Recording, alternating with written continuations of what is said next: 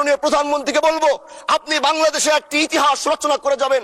আপনার মাধ্যমে যদি এটা স্বীকৃতি পায়, যারা নবীকে অস্বীকার করে তারা কোনোদিন মুসলমান থাকতে পারে না, এটা আইনের মাধ্যমে এটা বাংলাদেশের পার্লামেন্ট থেকে ঘোষণা হবে, সেটা আমরা চাই। কানা মুহাম্মাদুন আবা আহাদিম মির রিজালিকুম ওয়ালাকির রাসূলুল্লাহি ওয়া খাতামান নাবিয়্যিন ওয়া কানা আল্লাহু বিকুল্লি শাইইন আলিমা।